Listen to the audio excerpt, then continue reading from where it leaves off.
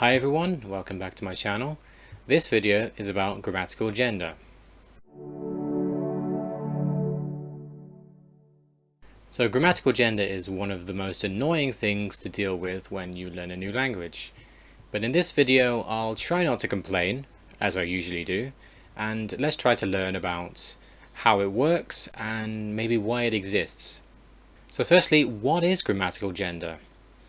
Well, simply it's a way of dividing nouns into certain categories, normally known as noun classes, and they're usually divided into masculine, feminine, or neuter or neutral, depending on the language. As opposed to what's called natural gender, where things have the gender based on what they have in reality, in these languages inanimate objects are given a gender.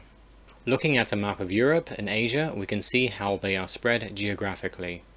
Blue means no or limited gender, green shows masculine and feminine, red means masculine, feminine and neutral, orange shows common gender, which I will explain later, and grey shows that it varies between the different languages.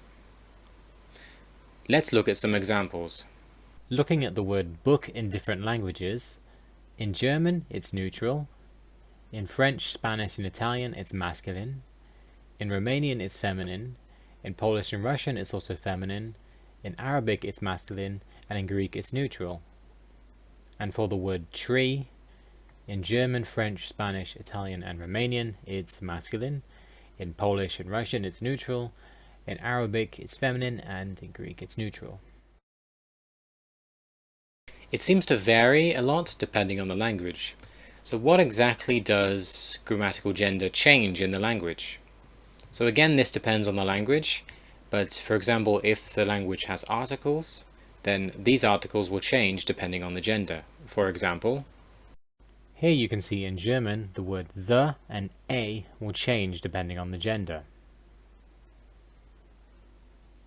And in French also, they both change from masculine and feminine.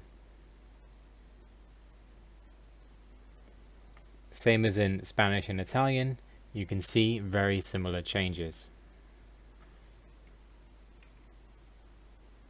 So in these languages, the words for the and a need to change and match the gender of the noun. Another thing that changes is adjectives. Here you can see in Polish how adjective endings change for gender. And it's the exact same thing in Russian.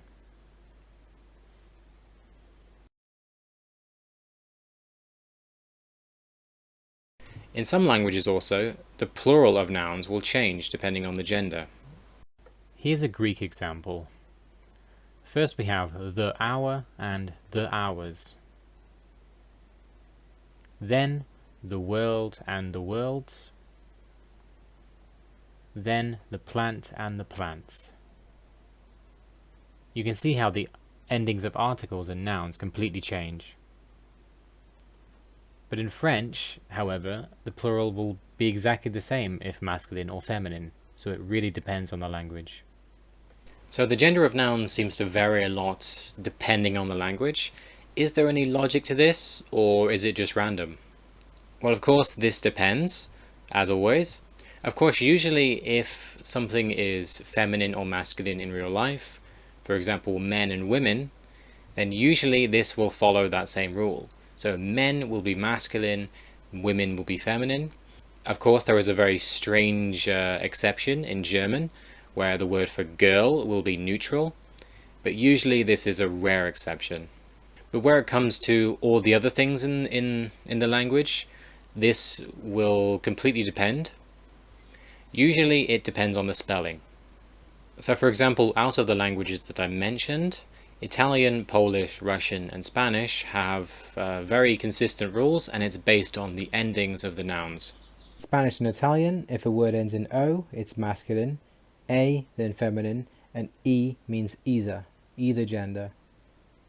In Russian and Polish, if a word ends in a consonant, then it's masculine. If it ends in A, then it's feminine, or if it ends in O or E or ye, then it's neuter.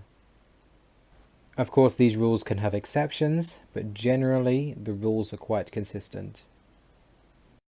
And then we have French and Romanian, in which the rules are either too numerous or they're too inspecific to be able to guess consistently. In French, here is a list of long endings that allow you to guess with about 90% accuracy, but this list is really long and complicated. And in Romanian, there are a few guidelines, but it's hard to guess reliably. In Arabic, it is surprisingly simple. They usually add this letter for feminine nouns, which stands for an H or a T sound. So here, to make dog female, you just add this letter.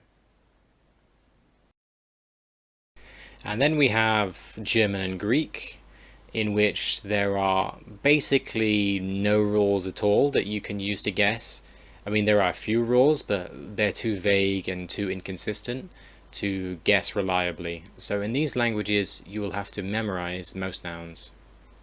So why do we do this? Why do we give inanimate nouns a gender? Well, that's a very difficult question to answer. So usually, the language that they were based on or influenced by had gender also. For example, most languages in Europe were influenced by either Latin or Greek, and those both have or had grammatical gender. But we're not entirely sure why grammatical gender developed. If you look at the ancient language that most European languages are based on, Indo-European, they had a system, a very different noun class system, where they differentiated between animate nouns and inanimate nouns. So we theorize that over the centuries, this division between animate nouns and inanimate nouns became masculine and feminine. But there are some uses to having grammatical gender, mainly in terms of knowing who's speaking. For example, in English we have limited gender, where we use he, she, and it. Whereas there are some languages that don't have these words at all, and will just say the equivalent of saying it. So sometimes it's hard to tell who exactly is speaking. Here's a Chinese example. So in English we have he, she, it, and the equivalent of those in Chinese are written differently, but they are pronounced the exact same, and that's ta. So when speaking, these can be confused. But in terms of giving inanimate nouns gender, there aren't too many advantages. One advantage I can think of is, say for example, someone uses a plural pronoun, which in some languages will have a gender based on what they're talking about. And if you're not sure what thing they are talking about, you can more reliably guess, because only a certain amount of things will have that gender. But other than that, I can't think of too many advantages. And in terms of disadvantages, it's quite obvious for learners of these languages, because memorizing all of these genders is very, very difficult. Now let me explain common gender.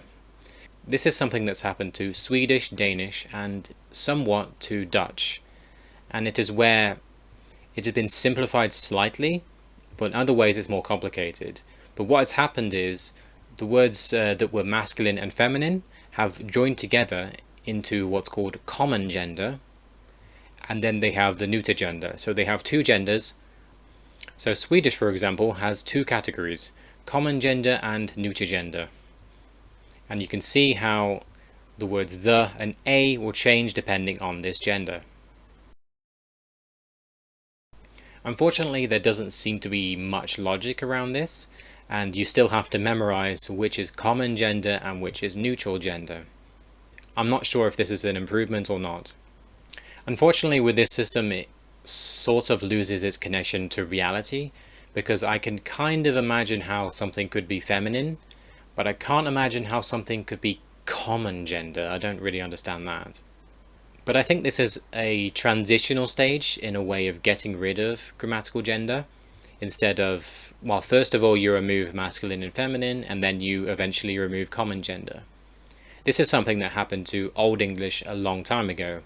We used to speak Anglo-Saxon or Old English, which had grammatical cases and grammatical gender. But now we don't have these, and they went away in about 1200 AD. So looking at this example, you can see that English used to have masculine, feminine, and neutral. But that's all for this video. Thank you for watching. What are your thoughts on grammatical gender? Is it something we should get rid of, or do you think we should keep it in most languages?